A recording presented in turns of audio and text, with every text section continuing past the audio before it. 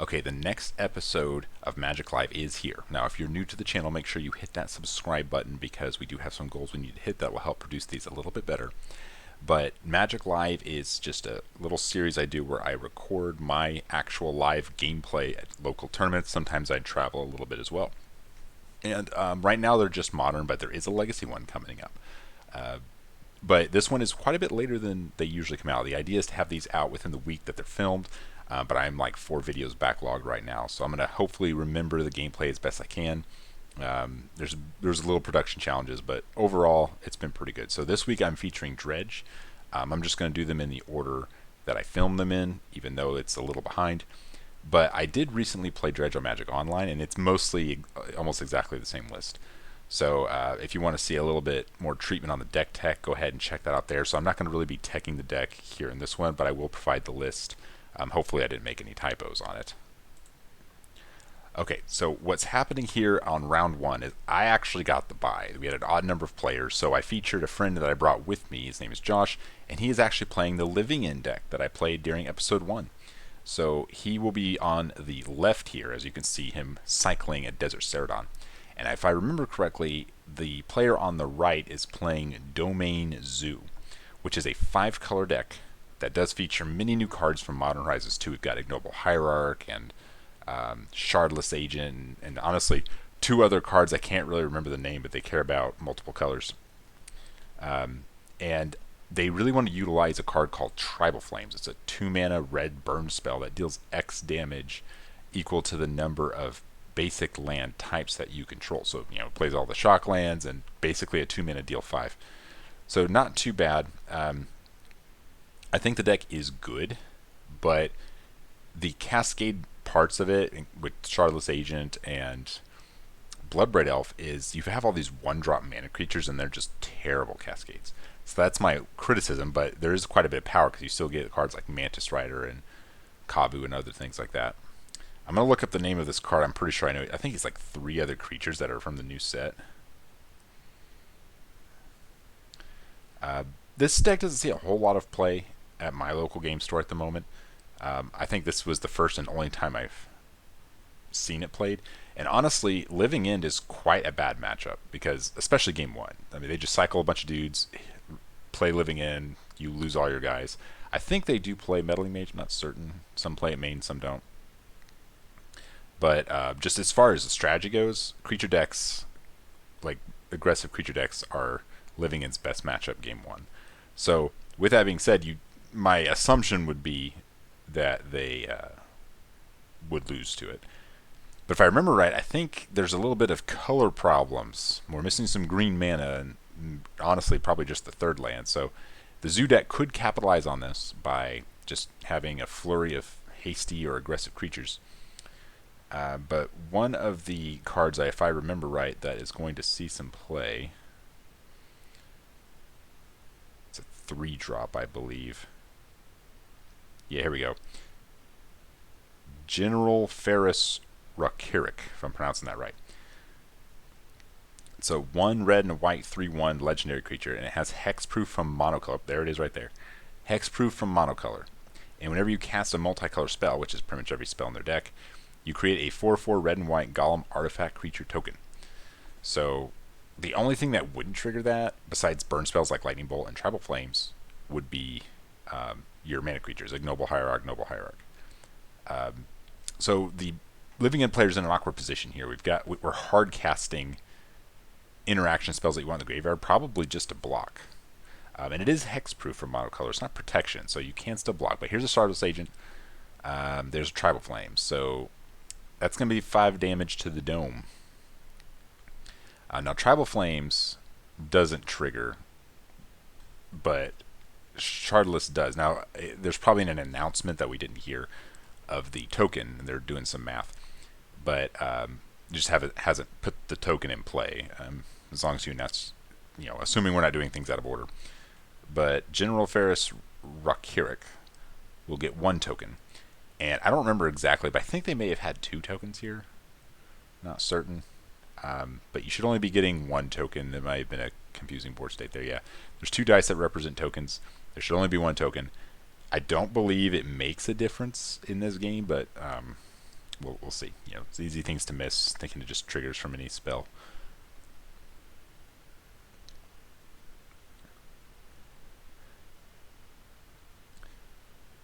So I like blocking here. That would have been a trade. I'm not sure why. I think they're treating it like protection. So let's see. So if he blocks here, I guess he's thinking he'll absorb more damage the other way. 3, 6, 3. I don't know. I like blocking there. I mean, it's only going to snowball worse. But still no green mana. That's going to be pretty bad for some cascade shenanigans. So if there's a way to lose this game, or from the perspective of the Zoo player, if there's a way to win this game, this is exactly what you need to happen. There's not a lot of good disruption. Of course, it does depend a little bit on how you build the deck. A bear that disrupts, like humans has, like Melee Mage, can definitely get it done. Yeah, there's 2 tokens. There should definitely only be 1 token.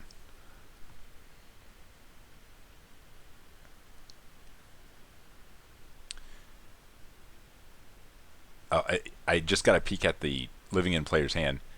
It was 3 violent outbursts, and then Burn just finishes them off. Yep. So it's pretty bad. I think overall the extra token's not going to make a big difference, but oh, and if you're noticing, obviously the deck list that you're seeing is not either of the decks being played. Cause I don't start playing until round 2. But game 1 goes to the Zoo player, despite expectations. So let's fast forward just a little bit, get to game 2. The bad habit of skipping a little too far. Okay, we'll start here. Okay, so in game 2, I still think I like Living In's position overall. Cards like Fury and just the card Living In is really good. Usually Grief is your overall, I think, best interaction piece. But if you were to take it out, hypothetically, in a matchup, you would take it out against an aggressive creature deck because you don't want to be putting creatures in their graveyard. And I'm not sure if that's the case with Zoo, maybe it is, but some of those creatures are important hate creatures you don't want hitting the battlefield, like Sanctifier and Vec. So if you can basically duress it out of their hand, that's still worth them having a creature post Living In, especially because yours are usually bigger and you have more of them. But this current start to Living In, not bad. Cycling 2 creatures. This is similar to in the Living In featured video, where like usually you would cycle on their end step, and now you're like looking for Grief. So the play patterns are a little different. But the top deck Leyline of Sanctity is awkward. There's some people who don't like that card. I'm a big fan of that card in this deck, but I'm not certain you want it in this matchup because all it probably does is stop their burn spells. The graveyard hate coming out of creature-based decks are usually not targeting you. So we'll see how if it ends up making a difference. But the cycling street race against an aggressive creature deck it can matter. You know, it's not just free, but there's a lot of power in the graveyard, and we're nowhere near double white for Sanctifier. So I'm liking the position of the Living In player. There's not a great clock, but 3 mana on turn 2 represents a lot of power. I mean, we can have Mantis Rider, Shardless Agent, General. So just those 3 right there are pretty strong. You might also be able to play that other artifact creature, the Domain guy. I'm trying to remember his name. Scion of Draco. That's it. So with the right lands, it would cost... Nah, we're still nowhere near casting that.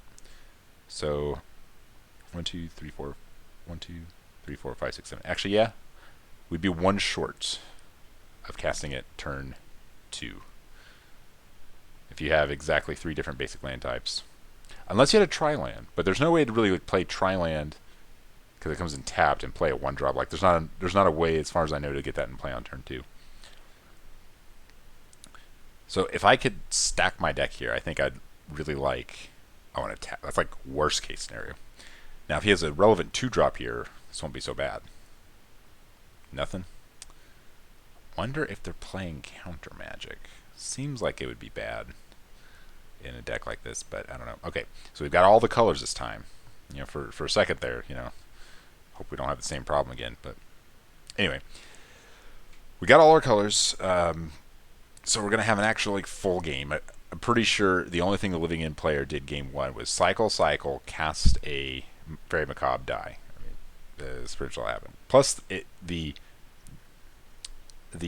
Zoo player didn't have a bad draw. That was a pretty good draw too, all things considered.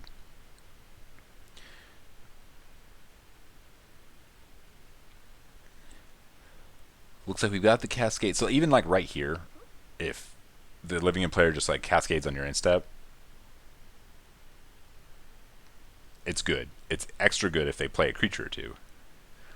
But it's weird how the play pattern works because do you not play your creatures? Like there's no pressure. The Living In player can just start casting their guys. Like I don't know. It's kind of a lose-lose.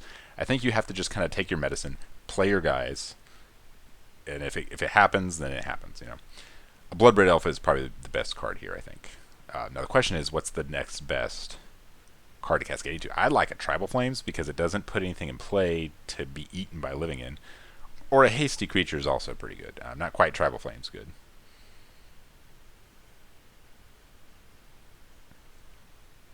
Okay, so yeah, just do that. Don't take any more damage. There's the Griefs he was cycling for. Left in the Fulminator is interesting. Yeah.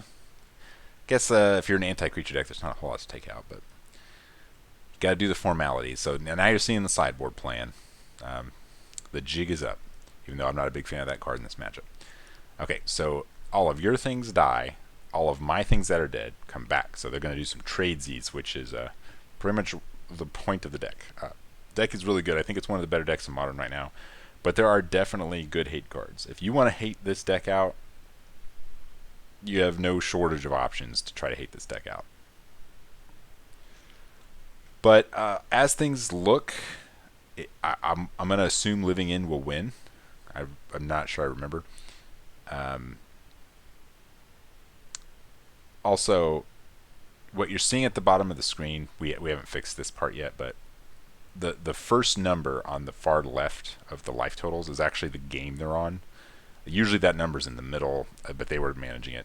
And then obviously the corresponding side of the life total is what you're seeing for each player.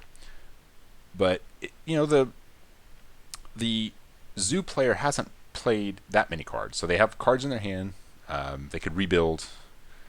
If there's cards like Lightning Helix that could help, if there's some kind of first striking blocker. But the Street Wraiths do have Swamp Walk, although I don't believe there is a swamp in play at the moment. I'm pretty sure that Triland does not have the type Swamp. I can't quite tell which one it is. But that kind of matters. So you have to kind of choose how you navigate this. If you don't have a swamp, depending on the contents of your hand, would that hurt your like domain stuff? Is it worth being able to block? I think being behind blocking the Street Wraiths is higher priority. But a 3/4 body, interestingly, is pretty strong against most of the creatures in the zoo, except for Scion. So if you're not familiar with Scion, it's a 12 mana 4/4 artifact creature. But it costs 2 less for each basic land type, which at the moment, 2, 4, 6, 8. It would cost 8 less. Should cost 4, unless there is a swamp type on that Triland. So I can't tell. If I remember correctly, there was no swamp in play, but I don't remember, to be honest.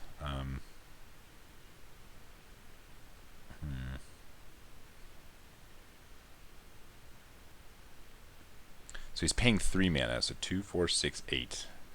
So it should only cost. It should cost an even number of mana, I believe. So I'm not sure why there's 3 lands here. I wasn't paying as much attention. I don't know. Maybe he played a tap land. I don't know. Oh no. I see it. I'm multitasking here. He paid 2 for it, so I guess there is a swamp there, and then he paid 1 for the noble.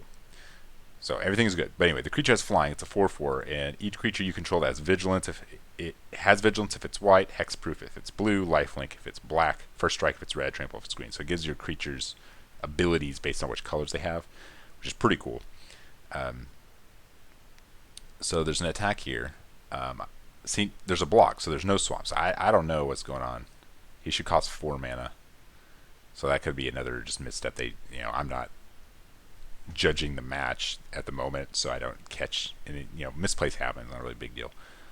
But if I remember, I'm pretty sure Living In wins this game. So it's like the error that benefits the Zoo player doesn't ultimately make a difference. So it takes out the tri-land. Seems smart. You know, it's the best of the land types. And I believe he fetches a swamp here, which unlocks the unblockability of the Street Wraith. And Street Wraith, it's a good magic card.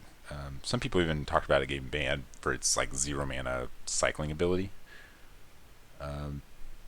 At the moment in the place we're in right now, that's kind of gone away, kind of similar to Death Shadow. There's a point in time where Luis Scott Vargas thought Death Shadow should have been banned. So, yeah, take that with a grain of salt. I don't know. But anyway, we got an interesting kind of board stall that Monstrous Carabid must attack, but it is a 4/4, so it would be offering a trade with the Scion. And if you're the Zoo player, you got to think, okay, do I not attack here? Like, how's this race going? My life total's lower. And these are the kind of things you need to be good at when playing an aggro deck of any kind, or even a fair deck, to be honest, but especially some kind of deck with an offensive game plan. But this is okay. So there is Meddling Mage. It's not clear whether they are main board or not. I don't know their deck lists, but this is a good set of cards. But is it good enough? Living End's already been cast. At this point, I don't think you would want to cast Living End again because they've got creatures in the graveyard, but it could go either way. But when it comes to having your creatures, what I was referring to before, being able to navigate the battlefield efficiently, recognizing, okay, who's the beatdown? Should I be racing back? You want to plan turns ahead, think to your past turn. Like, these things, doing that over a long tournament, like 10 rounds, is exhausting. Usually I prefer playing a very straightforward game plan deck, whether it's a combo or big mana or something that's just like, I do my thing and I win. I don't have to navigate combat steps and interaction too much. Even though I do believe those are the more fun games of Magic. I'm just talking about for long tournaments, like this kind of grind, beatdown plans, or some combination of them, are not what I think are the, assuming you're just a kind of an average player going to a big tournament. I mean, you should definitely do what you want, but that's just my own personal thing. I couldn't play a deck like that. Not that I haven't, because in Standard, that a lot of the time that's your only option, or decks like that. But anyway, so on first glance, it would look like the battlefield is superior for the Zoo player. But the life total is sufficiently low enough, and we have an unblockable 3/4, so we've got a 2-turn clock as it is. You can't afford to take, like, you have to block one thing. So do you use your Scion, or do you not? Do you double block? I think the answer is a very easy I don't know. Maybe you chump block and attack back for 6, puts them to 6. And then you're going to have to find some way to not die to the Street Wraith. I'm trying to think. I think Lightning Helix is a very reasonable card to have in a deck like this. So if you have a Lightning Helix in your hand, that buys you a turn, and then you can win the race. He points out here, you've got a swamp, can't block. But trading Scion, I don't know. There's so many different ways. You could double block and trade, you could trade with Scion, or you could chump block and keep 6 power. The decision a little bit will depend on the contents of your hand. So like if you have a haste creature, or if you have some other answer.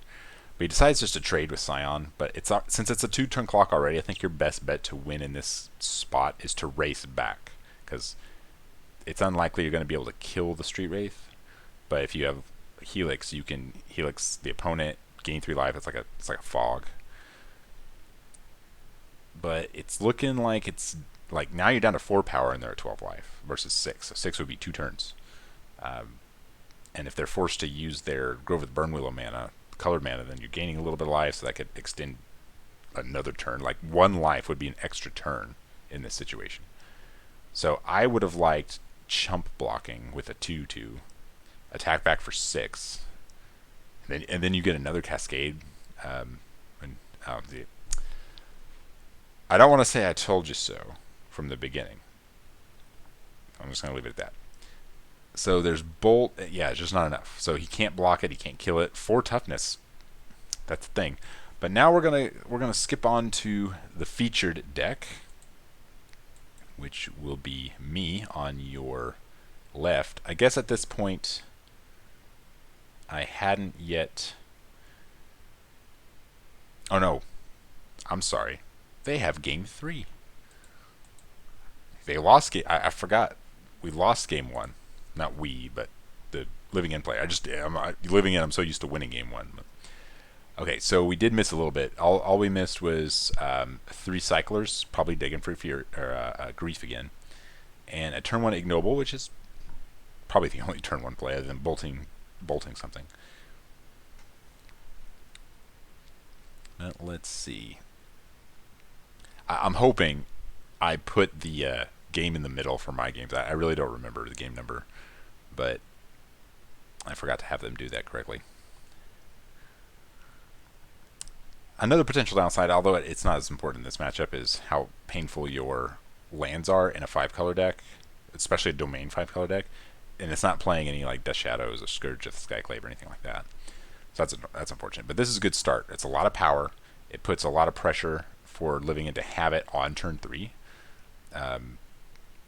So if you can untap, play like 2 haste guys and attack, or maybe like 1 haste guy and something else, make 2 4/4s. If they don't have it on turn 3, then you just kill them. But if they do have it, you kind of get blown out. So this is actually one of the creatures that, depending, if you have some other ways to put pressure, General is a good way to build back. So like you play 1 or 2 guys to force the Living In. They Living In, and then you play General Guy, and then now you've got 3, maybe even 4 creatures. Okay, so here's a fairly newer card from Strixhaven. I believe I played it in mine several weeks ago. It's called Baleful Mastery. He actually didn't play it, though. Maybe he revealed the wrong card. But Baleful Mastery is a really good card. 3 and a black, instant. Exiles a creature planeswalker, but you may pay 1 and a black, and if you do, they get to draw a card.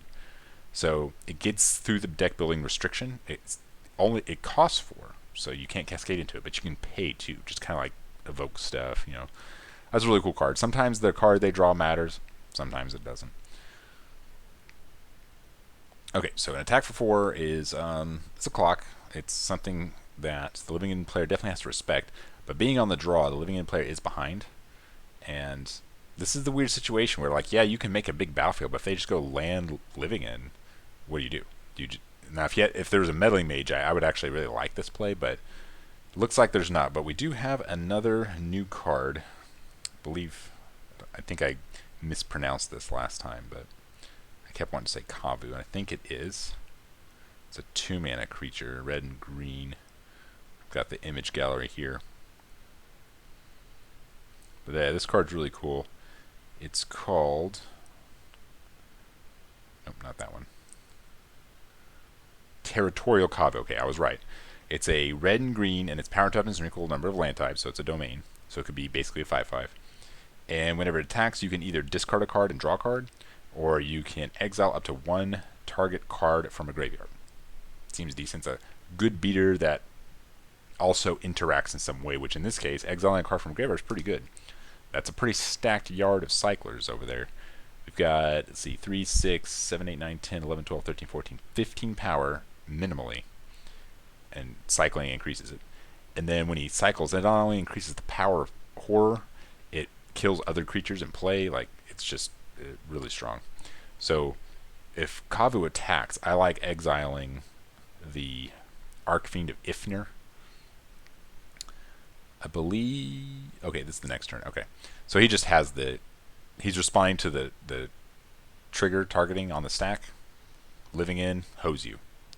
Hopefully, maybe an endurance, maybe some kind of interaction here. I can't believe that Living In resolving and you not having anything results in winning the game. But we'll see. Gotta do the formalities. This is one of those things where, yeah, you can't just search up and show them. Like, the order of your library does matter. Okay, Living In's on the stack. Does he? Nope, nothing. Yeah, this is what I was thinking would normally happen in game 1. This looks a lot like a game 1. Haven't, other than the Baleful Mastery that's, I guess, still in his hand, there's no sideboard cards in play.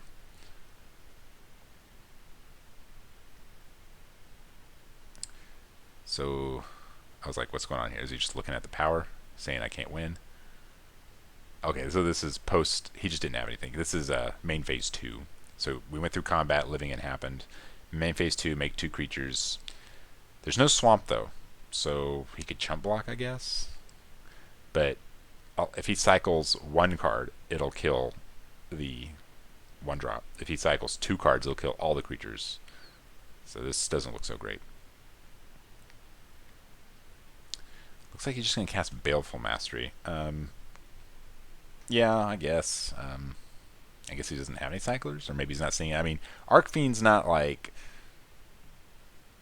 Doesn't see play in all the living decks. I still like it though. You know, cycles for colorless, and it's a good backup. You can cast it and do stuff as a backup plan. All right, so if he blocks Horror, he takes 11. Yeah, I don't see a way out for a creature beat down deck in this situation. This is usually how these matchups would go, I assume. All right, so pass turn to you. Like what hypothetically, what is the best possible card they could have here? It has to be some kind of board wipe. Oh, well, I guess being a 9, if you go like Swamp, Tribal, deal 10, you're dead. That'd be pretty good. But they didn't have it. Okay, so now we're going to go to the feature deck. I just want to still give you 4 rounds. Okay, I will be on the right. And unfortunately, it does not look like I fixed the dang life total thing. Usually, I've been on top of it since then. But anyway, so the far number is the game number. I really don't. This was weeks ago, so I don't remember if I fixed it or not. Okay, so I am on the right, and I am on the draw. So my opponent goes Ignoble Hierarch. So it's reasonable to, with the land and everything. I'm playing Domain Zoo again. So is this a good matchup or not? Honestly, I think it's not. They're pretty fast, almost as fast as Dredge, and they have better interaction. So if this was Domain Zoo, I would be in a little bit of trouble. Although I don't believe it is. I believe this ends up being like an Abzan mid-range deck, which I would say is a little better, but their interaction is better. So it just kind of depends on if they draw their sideboard cards in time, how good my dredges are, and stuff like that. But I have no turn 1 play, which... the only turn 1 play you really have in Dredge without Faithful Suiting is either Strickhorn or, for me, Insolent Neonax. I personally like that card better than Strickhorn. But with 8 copies of a Cathartic Reunion effect, that's my game plan. And as you can see, we have Inquisition of Kozilek, so I think he's pretty clearly not Zoo. And he takes the only good card in my hand. So on my turn 2, if I don't top deck anything good, you could, in theory, play the Thug to block or just to put something in play. I don't think that's the best play, and I don't remember if I do that here, because if Thug's in play, you don't have a way to put it in your graveyard from your hand if they don't do anything to interact with it or attack. And even if they do, if there's no other creatures in your graveyard, Golgari Thug's ability, when it goes in the graveyard, you can put a creature from your graveyard back on top of its library, is not a May ability. So if it's the only creature, it has to target itself, and that will be my next draw step, which is bad. So I believe the right thing to do here, honestly, is just play land and pass if I don't draw any action, like another Cathartic Reunion or something.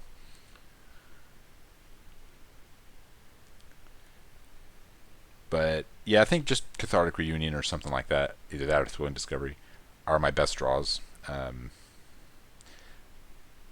But I think I draw Life from the Loam. No, not gonna be. Okay, this is potentially worth casting. And then now that this is in play, I a little bit better like playing Thug. I'm still not sure, because having Thug in your hand is good for the Cathartics and stuff.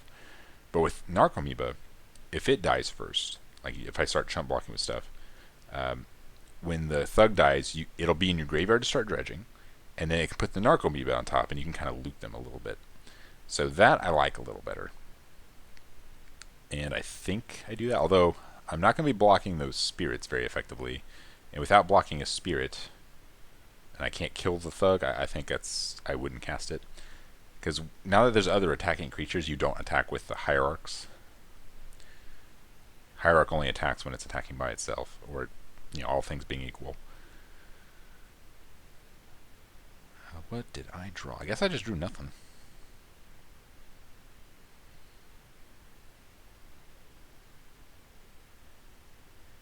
Yeah, I don't remember what I draw here. I thought at some point I drew, it was so long ago I don't remember, a Life from the Loam, and I can just cast it for nothing. But now I guess there's a fetch line now, so it would be for total nothing. But okay, I drew something. I definitely drew something. Oh, I think I draw Conflagrate, which is a decent draw because it puts the gassy cards in my graveyard, and he's got a bunch of 1/1s. So Conflagrate here is pretty sweet, can arc 3 or 4 damage. So yeah, the first thing, no, never mind, never mind. It's a neonate, but hey, that's 4 dredges coming up. So at least something's happening. Oh, there's the Conflagrate. So like I was like kind of there. Actually, this is a little better. So if you draw a Conflagrate, you got to do it for 0 first, put it in your graveyard, then you can use this flashback. But by doing this, like it effectively it's the same amount of mana investment, but it puts more cards in my graveyard. So this actually ends up being a better exchange on rate, and it hits life from the loam, so that's pretty sweet. So yeah, just to keep on tempo with the game, and more importantly, to put more dredge cards in, and Ox in the graveyard, I just take 3 of his guys out. I was unsure if I wanted to go 2 spirits and a noble or 2 nobles and a spirit. I decided to go with the nobles because a 1/1's like 2 1/1s or whatever, but mana is more important. So it brings the mana game back to a fair level. And all he does here is attack and flashback Gleaming Souls, which is like the best possible thing for me. It's like he does nothing to interact with what I'm about to do. I'm about to go nuts with Ox and with Life from the Loam. So here's an interesting question: do you dredge 4 or do you dredge 3?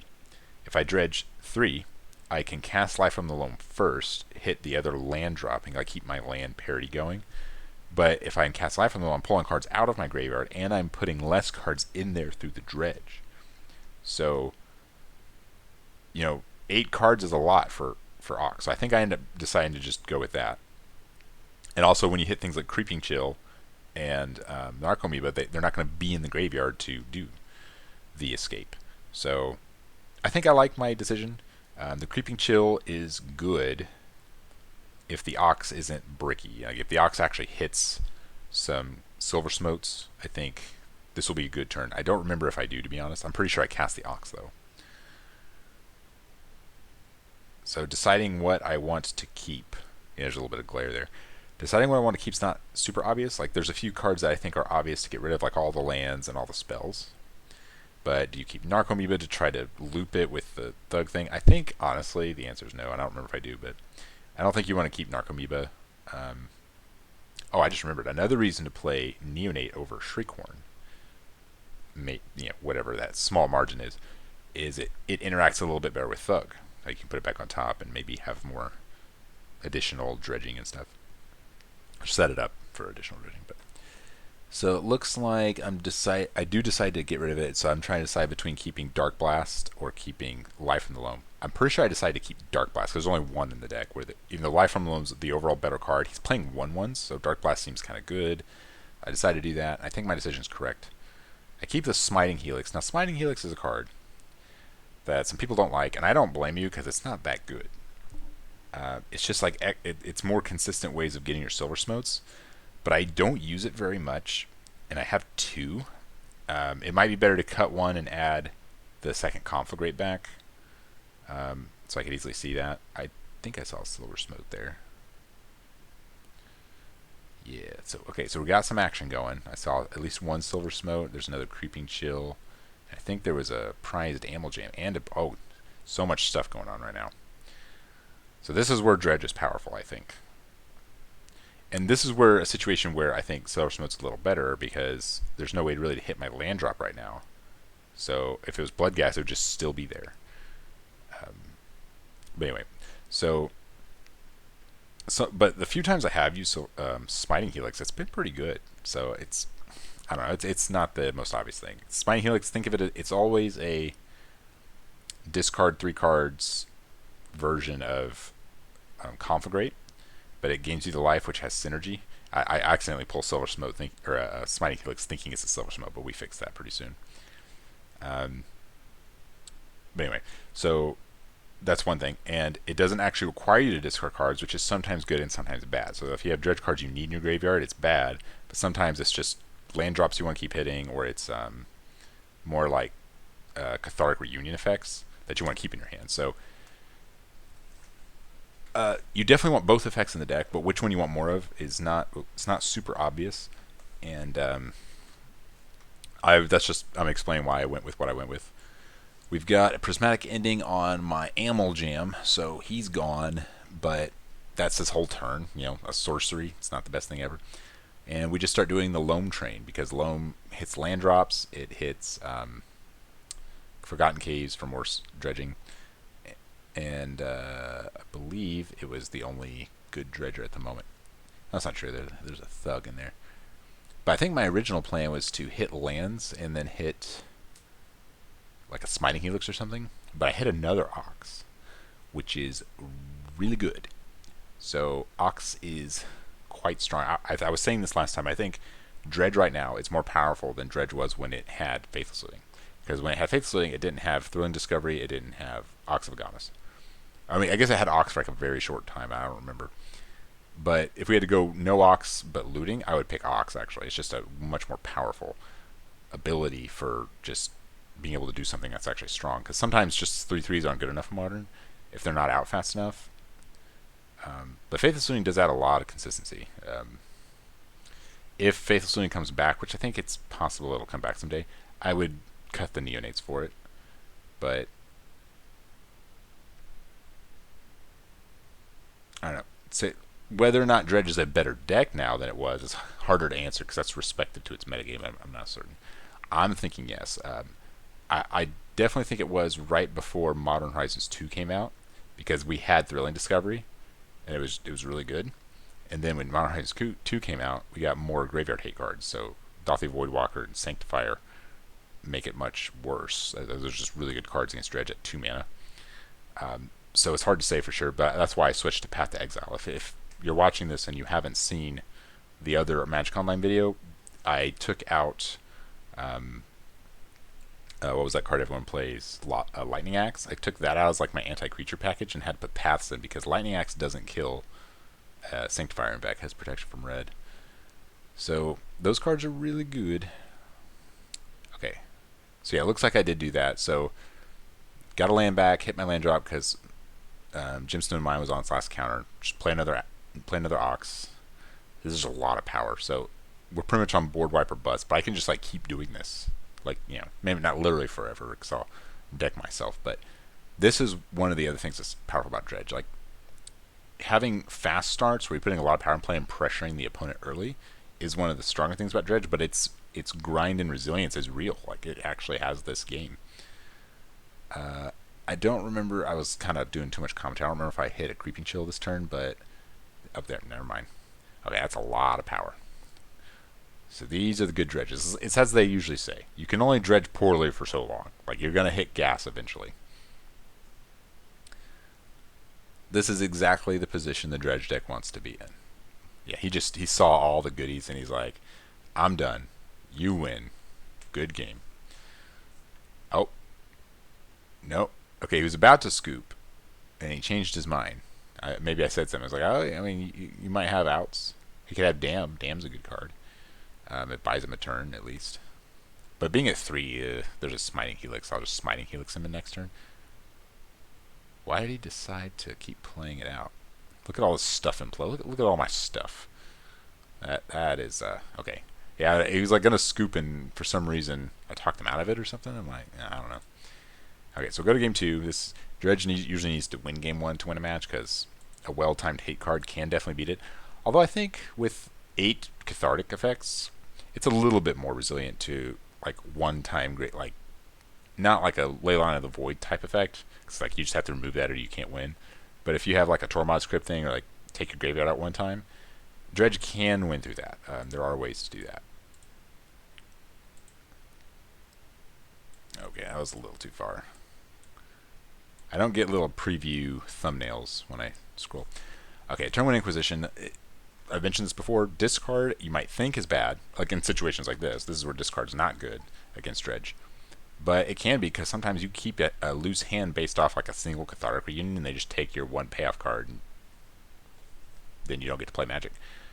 But in hands like this, 2 Forgotten Caves and a Life from the Loam, it's actually a pretty good draw. The question to dredge or not is not obvious, but I think it's fairly correct just to start your payoffs. And there's Silver Smote and Smiting Helix and another dredge card, so seems decent. But I think I go ahead and cycle a Forgotten Cave on turn 1 because I'm really trying to just hit Creeping Chill and put as much power in play early as possible. Because the sooner I do that, the less time I give him to find his Graveyard Hate answers. So that was my line of reasoning there, and plus there's just nothing else to do on turn 1. Now turn 2 is not, do you just play Smiting Helix? I think I should, but I don't remember if I do that here.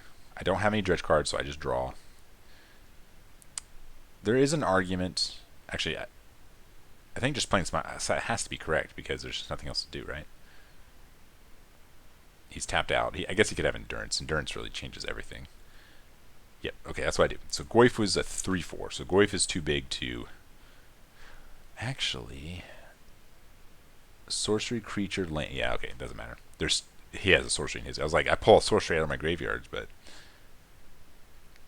Okay, so Bloodghast would have brought the Amalgams back now. Silver Smokes come in on my end step, so the Amalgams don't come back until the next end step. Sometimes that's good, sometimes it's not. So like it's good against board wides, but it's bad against Graveyard Hate. And I really don't remember what he has here, so we'll find out. If he has nothing, I think I'm in good shape to win this game, because that's what, 12 power. That's a lot of power, and it's only turn 3. And he's shocking his lands, and he's already at 14 and Creeping Chills and all that stuff. Next turn, I can Loam Forgotten Cave. All right. See, so this was a situation where Bloodghast, in theory, would have been better. Although Bloodghast, I think in this build is worse overall, and situations where I would have rather had the 6 extra power just in play. But he doesn't attack here because I do have an attacking force. And the question on what to do with the attacking force is interesting. Racing the opponent down is reasonable. I think taking Ashiok out is probably better, and I think that's what I do here. I just attack Ashiok, and it would put Ashiok at 1. And the question is, do you keep Ashiok in play or not? Because the Ashiok also turns off my fetch lands, and so like that's a problem. But there's not an obvious thing I should do here. I could just pass and wait for him to use Ashiok. I could try to fill up my graveyard a little bit and kind of force it. Maybe get a little lucky and get the Silver Smoke back. So a few different things that could be done here. Looks like I just pass. I decided I don't want to waste any resources to the Ashiok. So I'm not so sure that's correct in hindsight now. But I understand it, if someone wanted to make that play. Okay, so 4 mana. What is the worst card at 4 mana that an Abzan player could have against Dredge? Just casting Leyline of the Void, that'd be pretty bad. No, okay, we have a kicked Torok, so I'm going to discard 2 cards at random, and then he's going to activate Ashiok. That's pretty good play. Whether or not if I would have thought of that play in advance, would I Loam Cave? I don't know. I don't think it makes that big a difference there. But so I have 8 cards. No, I can't have 8 cards. I have 7 cards and I rolled an 8. Okay. So I discard so 2 Dredge cards. That's fine. He's gonna mill me for 4 and then exile the little bit of gas in my graveyard, and then I can get started on other stuff. But I'm definitely behind on this game. Luckily, the Creeping Chills cushion the life total enough to buy time. So there's a Loam, there's a Path. Okay, I did bring Paths in. I think it's against a Tarmogoyf deck that can have hate creatures, hate bears. I have to assume my opponent, if they can reasonably cast Dothy Boardwalker, I'm always going to assume that they can. Or that they have it, rather. So only having 3 toughness, I just attack into the void, into the Torok. Yeah, I mean, I guess we're in a racing situation. If he trades there, it's like fine with me. He only has 2 cards left in his hand, so I'm just going to play as if he doesn't have anything else. Because if I play too conservatively, I'm still losing. So I cast it for 0 and play land. So it just puts a Dredge card in my graveyard. I guess that's an okay play. I guess I don't have an untapped land in my hand. I think I just have the 2 Forgotten Caves. But Tarmogoyf, still only a 3/4. Land, Planeswalker, Sorcery. So it's interesting that Tarmogoyf hasn't gotten much bigger. But he's going to crack me back here for 7 or more if he plays a card. Looks like we don't be something. Oh, no. There's also an argument for just holding back the draw card ability, but putting low in the graveyard is fine too. Okay, attack for 7. So I go to 10. If I attack back, if he chump blocks, he's probably winning the race. Or, yeah, probably winning the race. If he doesn't block, and he goes to 5. If I can just hit double Creeping Chill here, it'll force him to block. So I decide to upkeep Cycle Cave. I'm not sure if that's correct. So, not that this affects the decision, but in this specific situation, it clearly wasn't correct, so I would have just drawn Cathartic Reunion. I draw a Smiting Helix. It's a bad draw. It was either Smiting Helix or a Creeping Chill, both of which are very not good draws. So just cast Loam. Yeah, this is bad. I think I can play land and Cycle Cave again. Right? Puts me to 8, so I'm still not dead to the... Well, if he makes me discard, Torok gains +1 counters, I think, right? Yeah, so he jump blocks. That's smart. You don't want to be in position where Creeping Chill kills you. So it's good play by my opponent. I could dredge 3 more times. But I can do that at instant speed. But I think the reason not to do it at instant speed is if you hit Smote, Smote only works on your turn.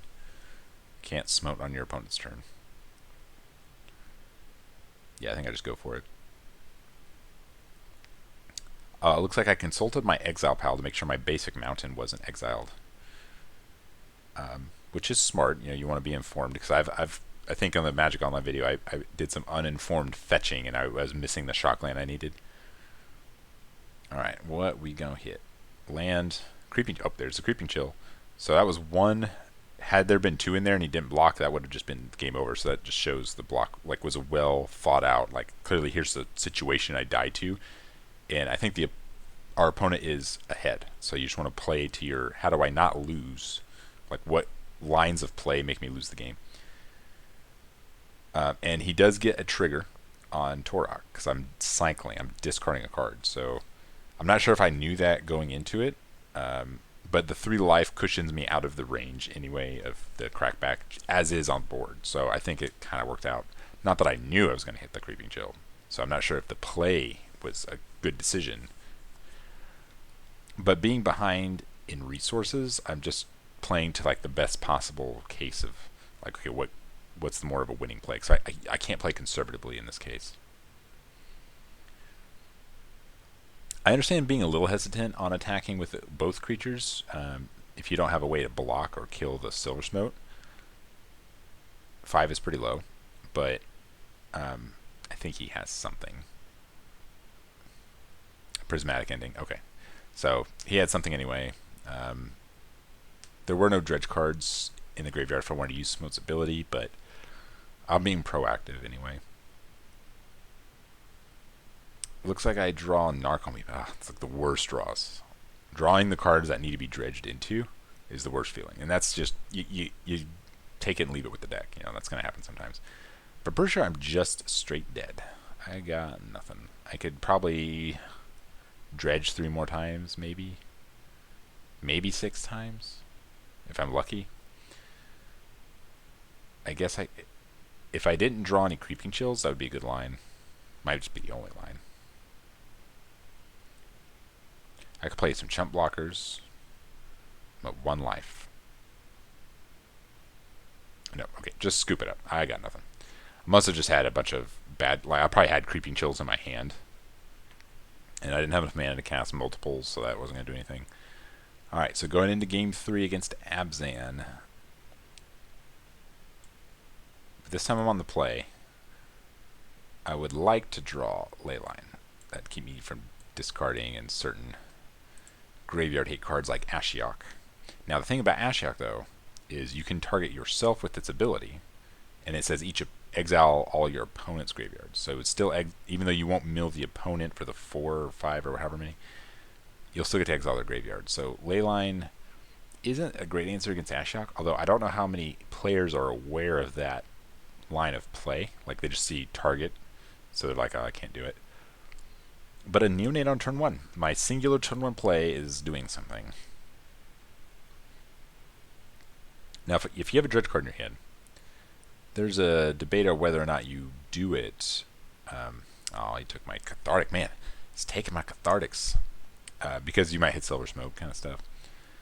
But if you wait till turn 2, you have like a higher option of dredging more. But I didn't do it. You usually want to do it in your upkeep. So I'm not sure. I chose not to do that. I'm not sure if this is correct. I think it might have been more correct to do it on my upkeep. Yeah, like it would have worked out much better on the upkeep. So I would have dredged that on the upkeep, and then for the draw step, I would have dredged the stinkweed. Okay. Oh my. Please don't have endurance. This is a very good dredge.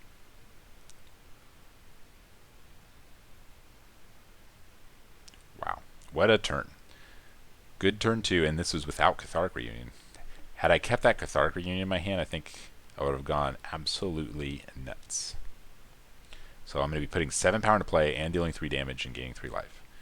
Seems pretty good. Doesn't look like there's any dredge cards in the graveyard though, so I'm kind of out of gas at the moment. Not sure what's in the hand or how low I mulliganed.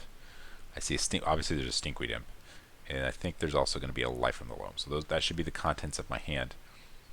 And life from the loam is good here because you can get back cave, land. I think there's 2 caves, and so you can go get that back, land drop, cave, dredge again. So that's pretty cool.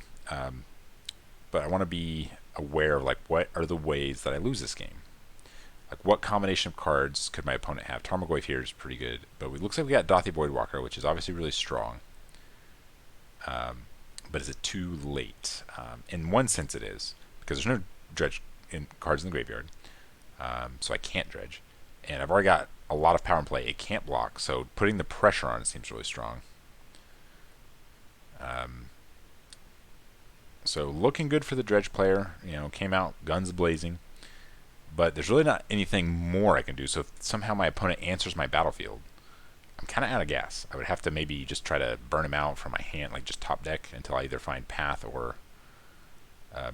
I'd rather not give the Dothy Boardwalker things to do, like spells that he could potentially play. And since there's no cards, he just attacks. I'm not sure if that's correct. I guess it can't block, so in your mind, like, oh, attack. But like, what if I do stuff and put cards... I'm probably not, though. Put cards under the Dothy Boardwalker, you can instant speed it. But the opponent is assuming I'm going to play more correctly, which is not do that. Okay, so here we have a Kaya's Guile, and I'm going to assume it will be either... So it could be sack, exile, graveyard. It could be token, gain 4 life. It could be token, exile. I don't like token exile. I don't like that play because there's nothing really that good in the graveyard.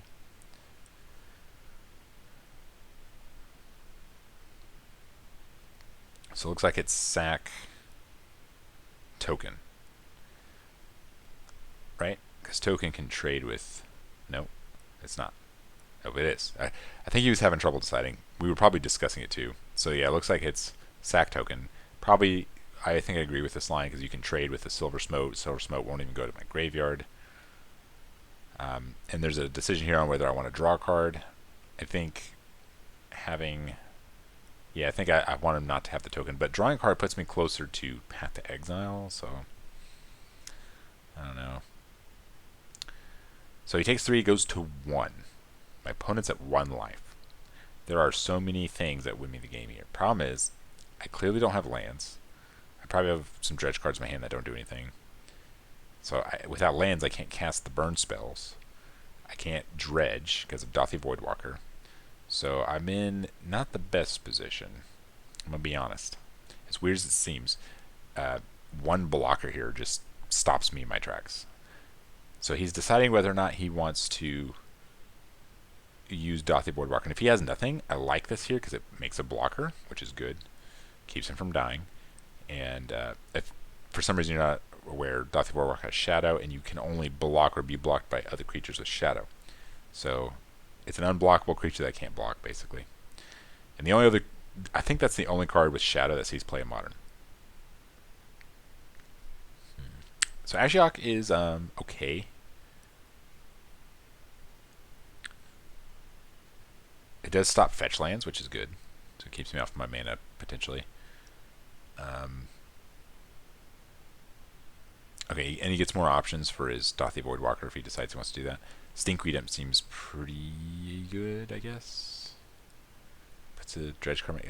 Yeah, I guess this line's fine. So now you have the Ashiok for the graveyard hate part, so you can get rid of your Voidwalker and stop yourself from dying. So it doesn't look like he has a removal spell. So as weird as it is, where my opponent's at 1 life, and I actually might be behind in this game. That's how weird Modern can be sometimes.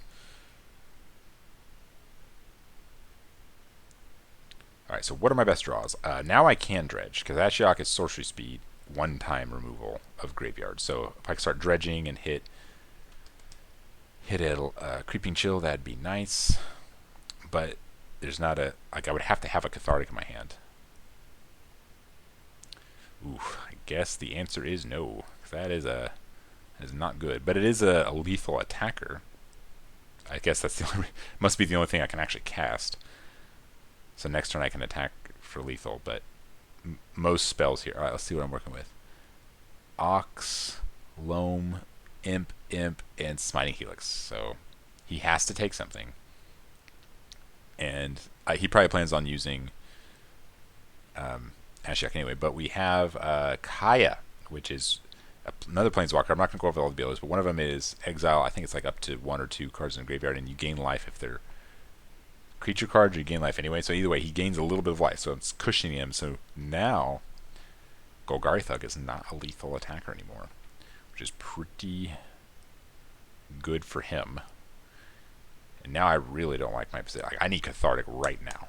Cathartic. Let's go. Oh, 2 mana. Oh, I think we did it. So okay, Creeping Chill ends the game. I basically have to hit Creeping Chill, or I could hit Narco into more amalgams. Nope. Miss. Okay, first Dredge is really bad. Oh, I didn't hit Dredge. Oh, no, I have 2 Dredge. Okay. So first Dredge is bad. Okay, hit another Dredger. So now we need a Narco. I really just want... If Creeping Chill ends the game. Right here. Come on. Oh, I flipped it. So I actually just hit nothing, because now these cards are going to go away. And now he's going to gain more life. Yeah, I think this game's pretty out of reach. I think the play was correct. I mean, like, what else was I going to do, you know?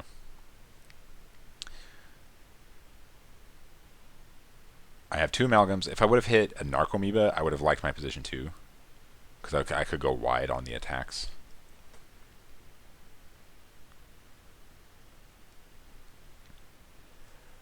But I don't know. Like, he Ashioks, or he Kaya's first, gains some life. He Ashioks, gets rid of all the gas, and then he goes to 5 at least. And he's pretty out of reach now. I would have to hit double Creeping Chill. Now the odds of that without hitting many Creeping Chills yet, I think I hit 1, do go up as the deck thins. But if Ashiok hits 1 and its ability, then the odds go back down again. It kind of just snowballs into losing.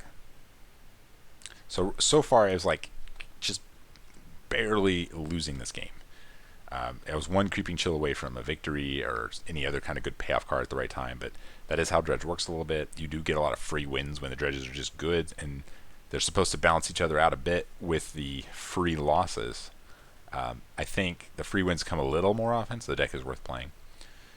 It's more about knowing how to play around the hate cards, like Dothy Boardwalker and stuff. And Path is good. It answers 2 of the big main problems. Not a lot of people are playing Leyline anymore. But Leyline, rest in peace, is what necessitates Nature's Claim. Tarmogoyf, yeah, okay. So attacking is kind of not an option anymore. Like, if this is exactly... I take my draw step, and I'm just like, if it's another Cathartic or Thrilling Discovery, there's a small chance. But I think I have Lone Cave right now. I don't like this. Oh, no, I don't have Cave. Yeah, he exiled Cave, so that's not even a thing anymore. So yeah, we're kind of in a library at this point. So he's using Kaya's ultimate, and I'm just like, yeah, you got me. So lost, got my opponent to 1 life. Quite an interesting game though. All right, so we're going into round 3. And I don't remember what this matchup is. Oh, okay, it looks like it's Affinity. And honestly, I have no idea how this matchup goes. There's clearly draws where I can wreck them because they play a lot of like low toughness guys. I like conflagrate them or something. Ancient Dredge is obviously really good. Nature's Claim. So there's a lot of removal. A lot, actually. I could bring in all the removal. But you can't afford to sideboard that much because it dilutes the deck. Dark Blast is really good. So there are some draws where it wins, but Affinity does Affinity things. It's also a game one deck like Dredges, so they win most of their game ones because there's a lot of anti-artifact hate cards. And the cool thing about this new Affinity deck that has resurged since the banning of Mox Opal is it's actually playing cards with Affinity on it. Yeah, a lot of people tried to rebrand to robots when Mox Opal was around because there were no actual Affinity cards that saw a lot of play, but it just didn't stick. People like the nostalgia. Magic, being the first trading card game, is going to sell a lot of its appeal on nostalgia for a lot of people. What a start. I had my best start, and my opponent's having a pretty good start as well. We've got 5 permanents on the battlefield on turn 1. Seems pretty good. Got a card advantage engine with, I forgot that card's name. For some reason I wanted to say Loki. I watched the show Loki recently, but Emery, there we go. So I'm sorry, this is turn 2, but still a very good turn 2. Very good start. I'm going to have to start dealing with some big construct tokens. And on game 1, I'm not sure I can kill a big construct token. Yeah, I don't think I have an answer to this. Ugh. And I'm just and my draw seems kind of not so good. Oh, and I miss. Oh, bad keep. Bad keep, Aaron. Why didn't you mulligan? I probably already at least mulligan once or twice. So yeah, I'm skipping through the mulligans here. Makes the video not quite as long. But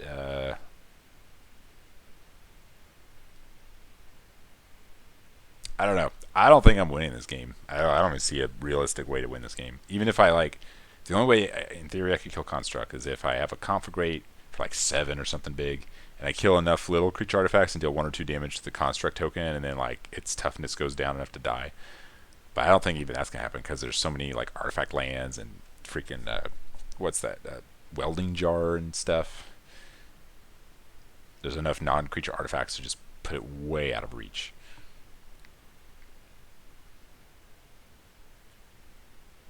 Okay, got a Bobble. So we got the Bobble Emery engine, which is a really good card advantage engine. There's also I think that's an Etched Champion in the graveyard. There's an Etched Champion. I think that's a Mirror Enforcer. So there's a lot of gas.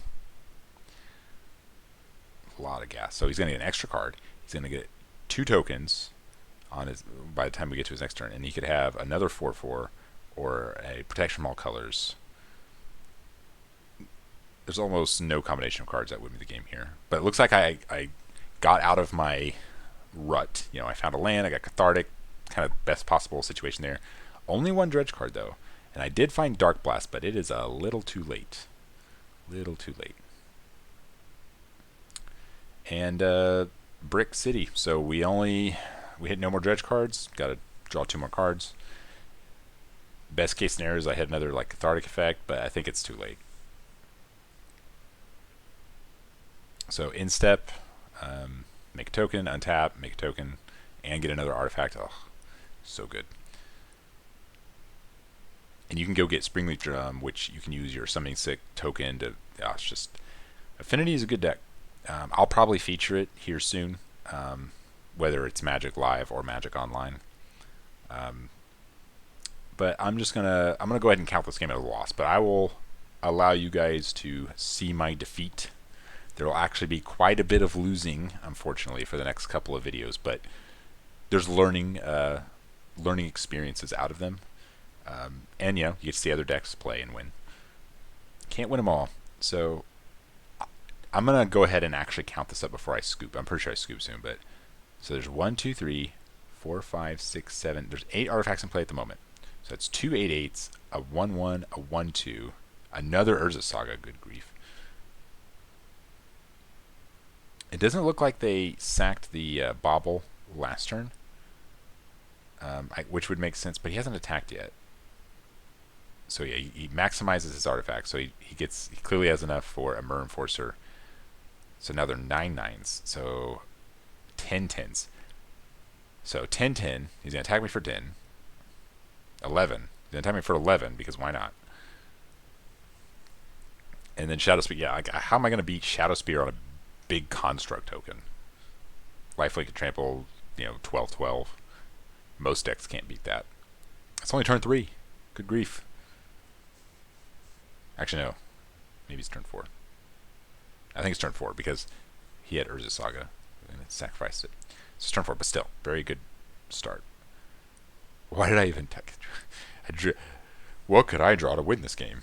No. Not with Shadow Spear. If without Shadow Spear, I guess there's like really good dredges I could have with Cathartic, but nah.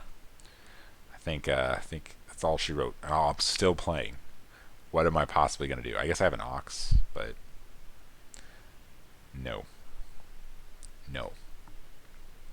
But without Shadow Spear, the lifelink is really what makes this game unwinnable, because yeah, I could dredge and chump block and like chip them down with like creeping chills and stuff, but the lifelink is just puts the game way out of reach. And combat and damage is the only way that Dredge wins. But I do have I have the card, but there's no main board grudges to take care of that Shadow Spear. And even if I could take care of Shadow Spear, I still got this thing Emery that's just going to bring it back. So yeah, this is not winning. This time I did hit a Dredge card, but I don't think it's enough. Nope. So I almost dredged 4 on accident, but since I do get to keep going, so no harm done. So the dredge was decent. The dredge it was even good in terms of just all else being equal. But instead of equal, we have massive affinity battlefield. I guess for you it's over here. So no matter what you're seeing going on right now, although it's fun to dredge, physically the mechanic of dredging, that is not doing the winning. We are not doing the winning right now. Okay, I mean, all of this is reasonable. It's just not good enough. Yeah, very good. I mean, that's a lot of power I can put into play, but even with all that, I think I'm just straight up dead. Yeah, here's my dredges, and I concede. So, there you have it. All right, so game 1 goes to Affinity. Get some sideboarding. Let's skip. A lot of sideboarding. Yeah, sideboard decisions. Almost every card in my sideboard is good against the Affinity player. So like if you see it on your screen now, the paths are good, kills creatures. The Leyline Sanctities are probably the worst card, but it's not like completely dead because they could easily have Tormod's Crypt, right? Ray of Revelation is maybe the second worst or the worst card because the only thing it actually does is kill Urza Saga. Ancient Grudge, obviously going to play that. Nature's Claim, I think that's also worth playing because it kills their creatures and it kills Urza Saga. And then Blast Zone. So I would bring in, I don't remember if this is what I brought in, but I would bring in Ancient Grudge, Nature's Claim, Blast Zone. That's all I wouldn't bother with Path to Exile or anything. Because let's think about what is Path to Exile trading with. Does it trade with a construct token? It's like, okay, they're probably not playing many basics, but if they play even one, that's bad. Is it trading with a Memnite? The best thing they can kill is probably like an Emery, or if they play Urza, they could trade with an Urza. But I didn't see Urza that game, so I'm not going to assume they're playing it. Blast Zone is pretty good. It can't hit the zeros, but there's a lot of 1-drops, so that's pretty good. And then Nature's Claim's probably just a little bit under Ancient Grudge in terms of best card, because it kills almost all their cards. It doesn't kill Emery, but it kills pretty much anything else. And it can even take out Urza Saga, which is probably their single most powerful card. So all of those seem reasonable. And the off chance they have something like Leyline of the Void takes care of that too. Okay, we're both going through some mulligans. That's one of the things I like about Dredge. It mulligans very well. I go over that in more detail in the Magic Online video. Okay, so I go land go, he goes land go. We didn't miss anything. Okay, Cathartic. Let's go. When I say, by the way, when I say cathartic, I include Thrilling Discovery in that because they're really the same card in this deck. I think if you can cast the Thrilling Discovery, it is, I guess, better. The 2 life is such a tease. You know, you gain 2, but not 3, and I think they did that on purpose because it doesn't trigger the Silver Smoke. But if you can go Thrilling and Thrilling in the same turn, that's obviously just powerful in terms of Dredge, and you're probably going to hit a Creeping Chill anyway, but for some reason you don't. That's 4 life. So that would get back the Silver Smokes. Land nothing? Do I have a removal spell? Nature's Claim here would be really strong. Or actually, Grudge, untap Nature's Claim. That'd be really strong.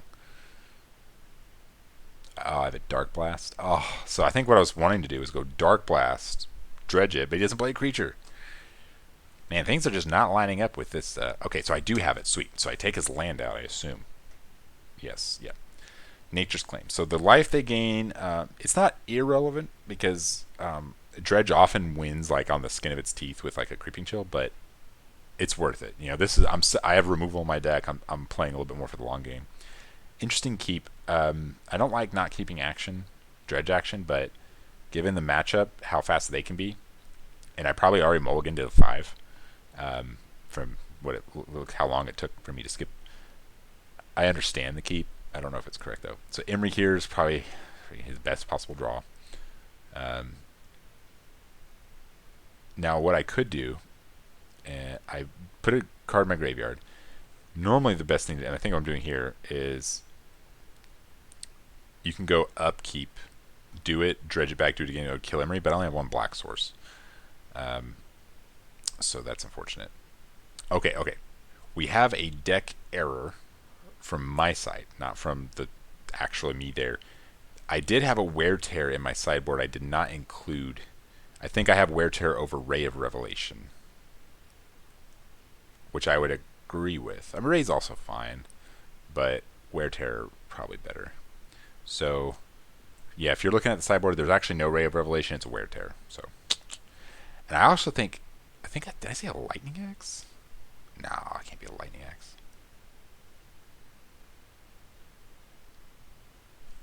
So I'm hoping I didn't mess it up that much. I don't usually do this. It's an Ox and something else. There might be 2. The sideboard that you're seeing here might not be correct, but this would be the deck I would recommend. Is the deck you're seeing here, Lightning Axe? Okay, yeah. So the sideboard's a little off.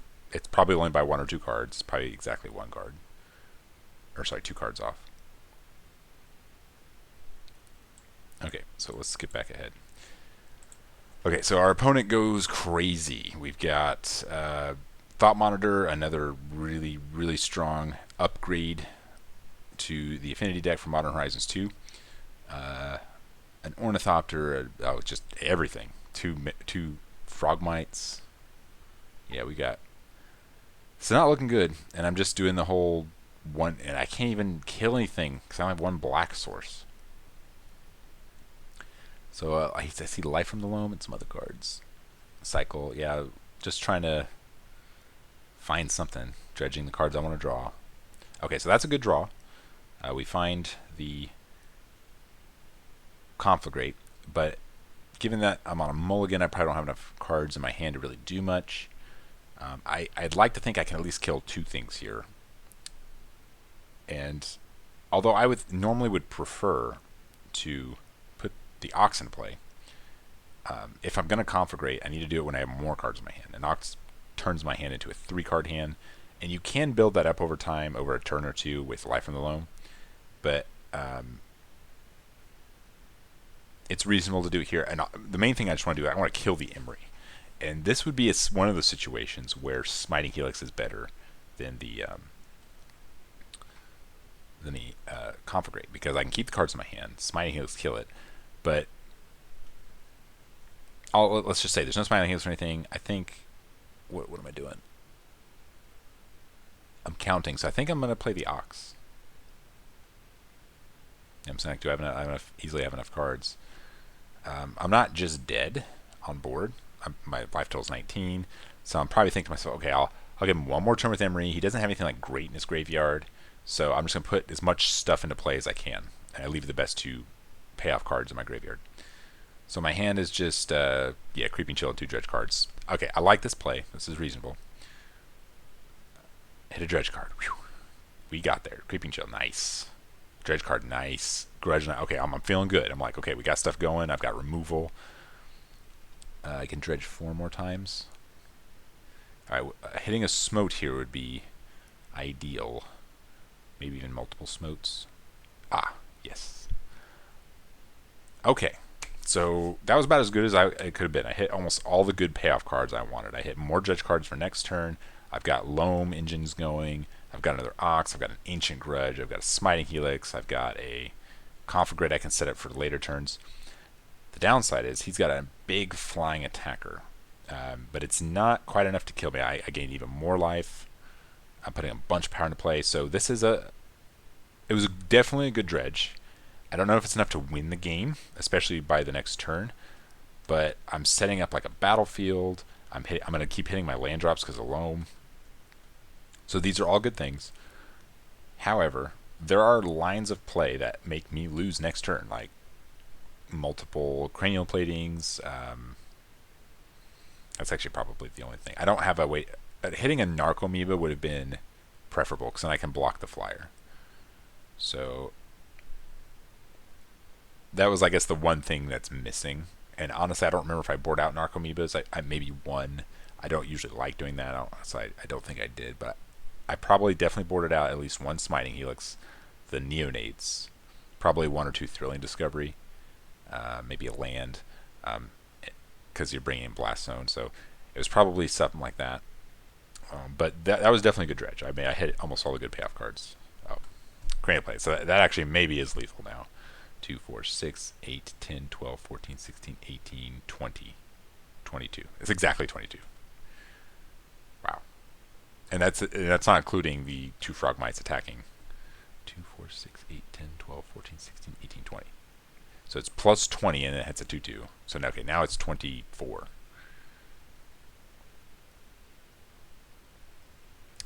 Okay. Good games. Good games.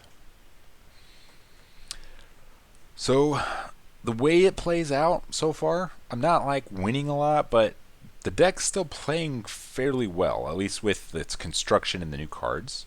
I still like this deck a lot. It's fun to play. It has game. Like, had he not had that, I would have taken a big hit, but I would have untapped and just gone crazy. I would have killed 1 or 2 cranial platings. I would have had a lot more attacking power. Would have killed a lot of his creatures, or some combination of those things. But it doesn't matter what could have been because that's not what it is. So no wins yet.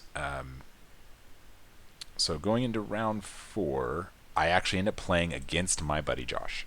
So Living In versus Dredge. Honestly, it's not obvious which one is superior, but I want to give the edge game 1 probably to Living In because his graveyard hate and hand hate, as you're seeing here, turn 1 grief, take my Cathartic. That's not very nice. So I'm like, dang, I actually mulliganed low, but to a good low hand. I think I mulliganed to 4 on the play. Yeah, I think I mulliganed to 4, but Dredge can do that. So did I do it right this time, and did I actually do it on my draw step? Kind of missed it here. We're talking about something. So Creeping Chill. Okay, so I'm sorry, upkeep. So the right thing to do is, yeah, I think I did it right this time. I have not drawn my card for the turn, and I'm filling my graveyard and hitting another Dredge card, so that's good. So 2 Creeping Chills, man. Is there a Silver Smote? There is. Okay, so this is a decent play. He didn't have any, I guess he didn't have any Fairy Macabres in his hand. It's about as good as I could have reasonably asked for. Now, if I have a land here, no, there's not enough. I think there's an Ox in there, but I definitely don't have enough cards to escape. But maybe I have another no, I can't have a Cathartic in my hand. But I'm fetching. I'm doing something. 1, 2, 3, 4, 5, 6. I'm at 6 if I want to keep the Silver Smote. 7 if I'm okay not keeping Silver Smote. Okay, just Life from the Loam. Yeah, that's fair. So I get 1 Silver Smote. right? Do I forget to bring my silver smote? That'd be awkward.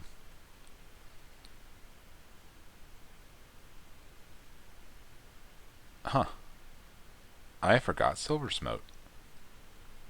Well, there's a pretty bad error. Like, just having a silver smote in play here would be really good to pressure. Oh, wait. There's a chance I chose not to because of living in. Okay. I don't know if that's correct. I think it's incorrect, but. Okay, so there's like oxes and stuff in my graveyard. It's not obvious if my opponent should living in or not. So see, the hand is, I see a Beast Within, I see a Demonic Dread. Oh, so it's kind of working out because now I can't Demonic Dread. Interesting. Okay, I mean, maybe it's possible I did it on purpose. I think it was a mistake, but maybe when we were doing that discussion, that was something I included. All right, so interesting situation here. Looks like it's gonna cycle a Horde of the Broken Lands. Yep. Into Street Wraith. Okay. Looks like we're about to cycle the Street Wraith.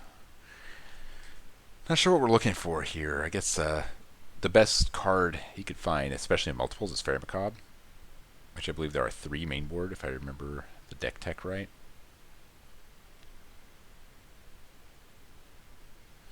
Oh, it's kind of turning out an interesting matchup. It's not one I think I've ever actually seen before. These are 2 relatively infrequently played decks. Prior to Modern Horizons 2, Living In saw no play, and Dredge saw very, very marginal play. So now Living In's more popular, and Dredge, I'm probably the only guy playing Dredge right now, but things are working out okay, all things considered. I want to say that Living In has the edge, but maybe if they don't have a good disruptive start, once the Dredge stack starts snowballing, Living In becomes weird because you got a bunch of stuff in your graveyard. Even if most of it's fluff, Stinkweed and blocks well. Okay, I'm at the point where I have so much stuff already that Living In, I can like put a threat into play, and Living In also sucks for him, so it's like lose-lose. So I think I like my position actually. I'm getting rid of some Dredge cards, probably because I already have enough, but I'm keeping the creature Dredge cards. That's smart. 1, 2, 3, 4, 5, 6. Yeah, I'm gonna have to get rid of some of it, but I mean, it's worth putting the Ox in play. So I keep Loam. I didn't keep a Thug, which I think I would prefer, but that's okay. You have 2 more in my hand anyway. All right, big turn. 4, 5. Nothing really on that one. Oh, I guess there's a Prize Amalgam. 1, 2. Okay, all right. Got a Cave on that one. I decided to go Loam. Yeah, that's fair. 3. Okay, so I think I did forget. I was pointing it out. I'm like, I should already have this in play. Probably put it in play this turn, but this could actually set me up.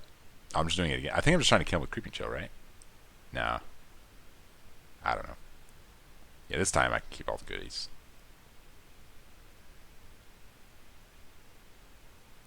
One, 2, 3, 4, 5, 6. Yeah, that's 8, right?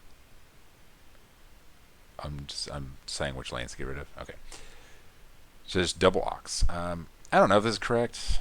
Living In sucks here. I liked having one of my Oxes in my graveyard. I'm getting a little ambitious. I'm just like, I just want to do stuff, All right. 5. Let's see. Maybe I can just get the nuts. 1, 2, 3, 4, 5. Conflagrate's really good here. If I can hit another Creeping Chill or 2.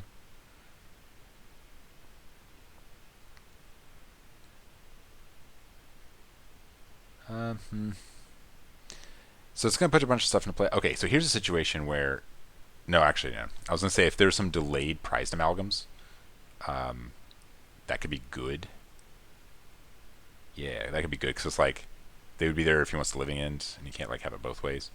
But he could, I guess, just pass the turn and they come back, but it's all going to come back again anyway. Although my library is going to be kind of thin. So that's the thing. But I think between Smiting Helix and Conflagrate, I'm going to have enough like just direct damage and ways of not having to dredge to put all my stuff back. Because I can escape Ox and just draw cards if my library gets too thin. So when it comes to dredge, Fury's not bad here. It can kill 2 or 3 things. I think it only killed 2 things.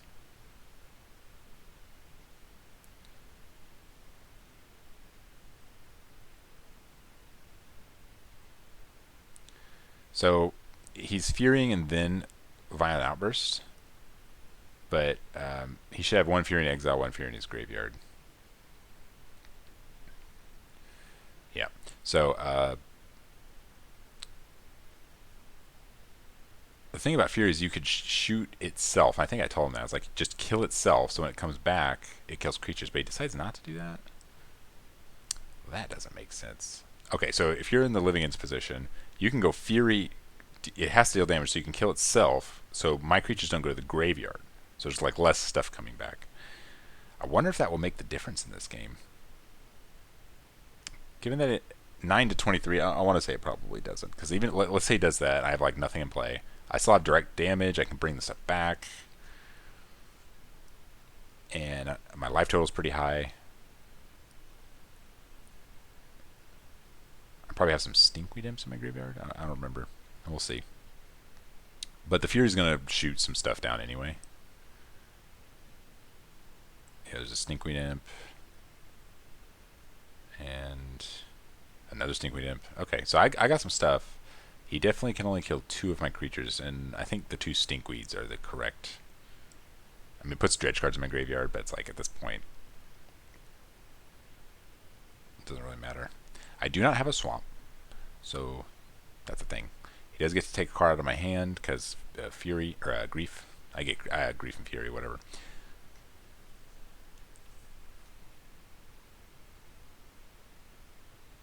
Yeah, I think I tell him, it's like, we're just kind of playing for fun at this point, but I tell him, probably taking out, these are the 2 that can actually trade with your attackers. Okay, Living End's not in a bad position. I can see this being winnable, but the life totals, I mean, the screen's on screensaver, but the life totals are definitely in the Dredge player favor. They're in my favor. And having direct damage here is worth it, I want to say.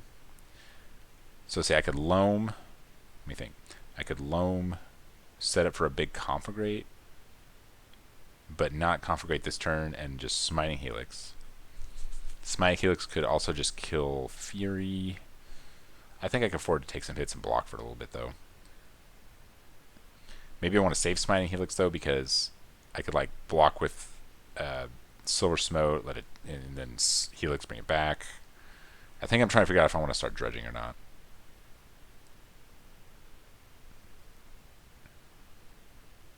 I think the Living End player only has 1 card in hand.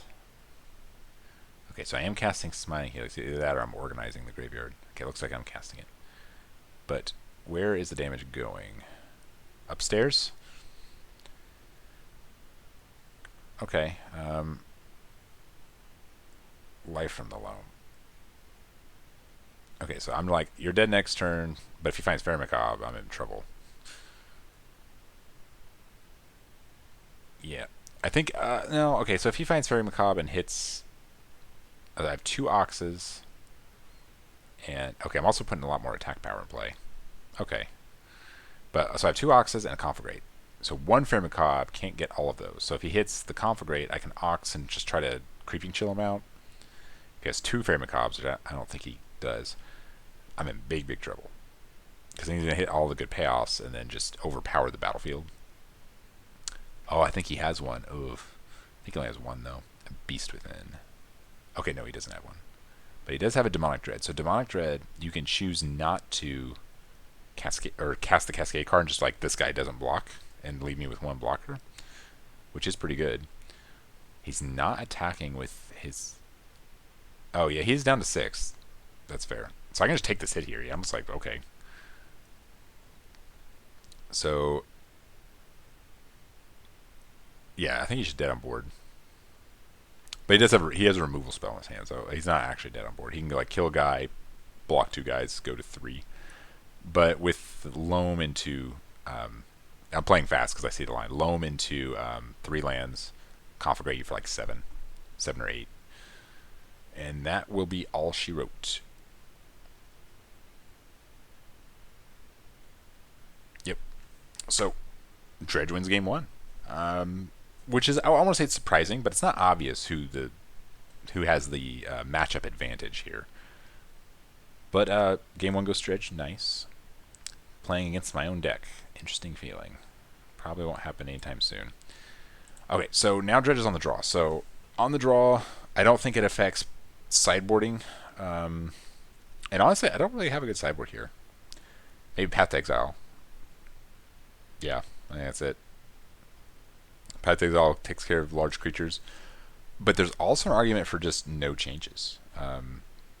Fortunately, I know my deck list. Now, sometimes Living In plays Leyline of the Void, which is a very good card to play. I don't play it in my build, but if I thought there might be, I would bring. And I'm up at game, so I can also just watch the play. I would bring in Nature's Claim, but otherwise, no changes would be a very reasonable thing. And honestly, I'm not sure we might just be playing another game one, or main board, I should say, because I don't think he has anything for me either. Maybe like one Fairy Macabre. But turn one cycle, no.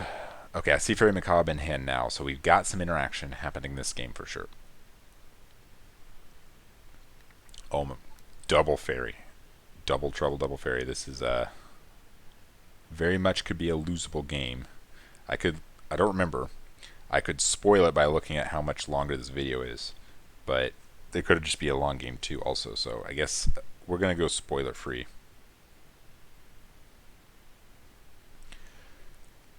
I think there are some reasonable changes to make to both of the decks. Josh, after playing 4 rounds, I think he goes 3-1, so he had a good day. I'm pretty sure I go 1-3, but I believe he liked Fury in the main board, and I think I agree with him now. So if you go back and watch the Living In video, I have 2 Fury in the side. I have 4 Fulminator and 3 Fairy Macabres in the main board because I want to hedge against things I'm not inherently good against, which is creatures. I am inherently good against creatures, so I'm like hedging against things I'm not. That was my logic there. But he was like, I bring it in against every matchup, and it's never actually dead. It's more power in your graveyard for 0 mana, and it actually can, like I said in the Hollow One video, it can go on card parity, or even sometimes card advantage, even if you're evoking it. So he suggested taking out 1 Fairy Macabre and 1 Fulminator main board, putting 2 Fury main board, and I think that's correct. So if you're going to play Boomerjun, I would make that adjustment. But I go to make a big dredge turn here, and he's like, okay, your dredges happen, but I'm going to take out all of your payoff cards. Pretty good. So now I've just got nothing.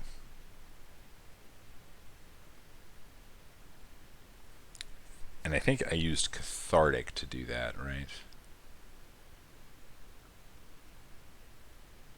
Did I may have made a mistake there. I'm sorry I'm doing this again. I'm gonna rewind a bit. What is that card right here?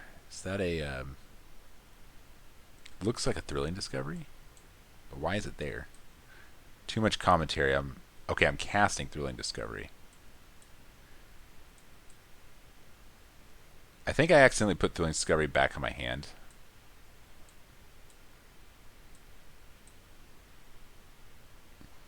Oh no, I don't. He's looking at my. Okay, he griefed me. Okay, too much commentary. I wasn't really paying attention to the battlefield there. So let's go ahead and skip forward a little bit more. So he casts Living End. He takes another card out of my hand. So he leaves me with 2 Dredgers and a Prize Amalgam. So he's looking really good this game. So I guess we go to game 3. He's only at 16 life. I'm going to try and pay more attention to if someone's actually still watching this late in the video. That was a little chaotic, but I wanted to make sure I didn't accidentally cheat there by putting a card back in my hand. So what happened here is I'm pretty sure I had no wins, and the tournament actually ends here. So what happened was he was 2-1 and I was 0-2. Technically I was 1-2 because I had a bye, but I couldn't actually cash where he could have. So I gave him the actual win in the tournament, but we played it out just for fun. But we decided to just oh no, I'm scooping. No, he wins this game, so we go to game 3. All right, I'll show you game 3. Yeah, he just had a good living in turn and just killed me. Grief was probably the best card. Or no, I shouldn't say that. Grief and Fairy Macabre, so the two interaction pieces are what won in the game, which are good cards. You know, those are both main board cards. He easily could have had that kind of draw in game 1 and beat me. So it's not clear who has the advantage in this matchup. But as far as the tournament goes, he gets the win of the round, but I don't remember if he actually wins during the games because we play it out for the camera. And yeah, so yeah, we're in game 3. So I thought for some reason like they announced the tournament for the prizes so we can go home, but that's not what happened. So turn 2, 3, and Discovery on the play is good. So I just need to hope my opponent does not have. Okay, so there's actually no window here. So with Cathartic Reunion, you have to discard as a part of the cost. So it's still on the stack. You can Fairy Macabre, no Dredgers. But Throw-in Discovery is a part of the resolution, so there is no window to interact there. And it looks like I hit some cards, but no more Dredgers. So we'll see how it goes. The living in opponent may be a little faster this game. Fulminator Mage. Okay. I don't like Fulminator Mage after game 1 because Life from the Loam is a card. You're not going to take him completely off land, so that's a little personal opinion of mine. If for some reason you're in this matchup, if you're playing against a Life from the Loam deck, take out your Fulminator Mages. Let's see. Fury, Violent Outburst, Demonic. So his hand's pretty stacked. Neonate's not bad here, although that's not the best Dredger. Dang. The cards I want to draw. But what is in my hand? I think I have another Cathartic effect. Yeah. Alright.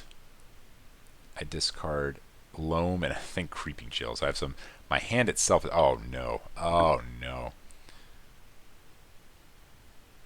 Okay, so he's taking out the Dredger and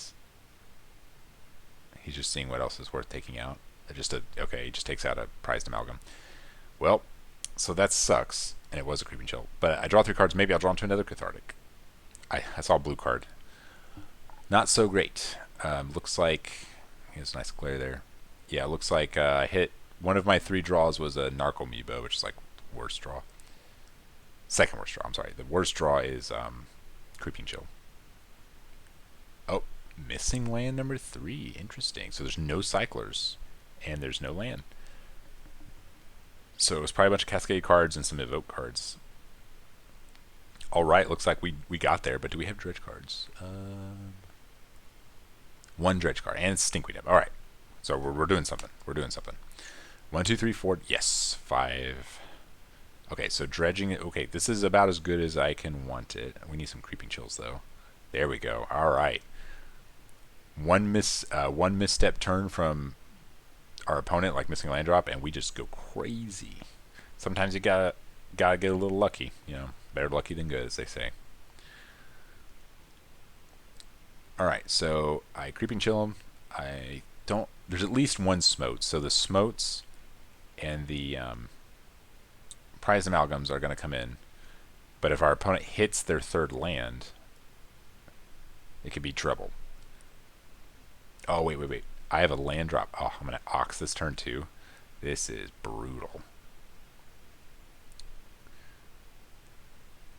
The question is, do I do that? Or do I wait for him to living in? Because I'm already going to have enough pressure. These are potential mistakes I make. So there's an argument for not doing that. So I could cast the Ox.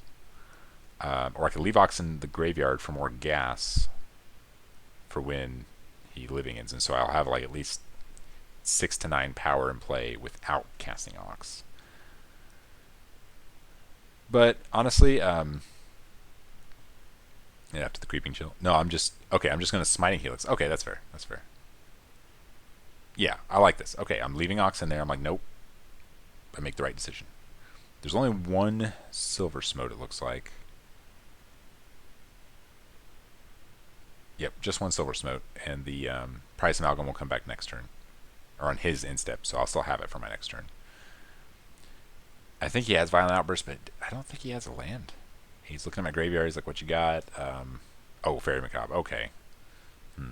So he gave me a window there to cast Ox. You know, he could have not with Creeping Chill. He could have done that while Creeping Chill was on the stack, and I don't like that. And when playing Fury, I like fearing my own guy, and then I guess he's low on life. Yeah, never mind. Maybe that was correct. He's getting close to a conflagrate. Oh yes, oh yes. It's down to 5. I don't actually think I've hit conflagrate, but I'm not certain. If conflagrate's there, I think I just win. Actually, wait, how many cards do I have in my hand?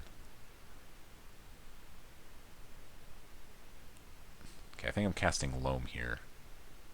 Yep. Maybe I have no cards in my hand.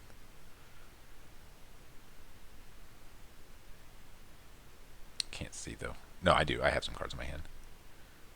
Okay, so I guess I don't have conflagrate because I'm going to be cycling Cave.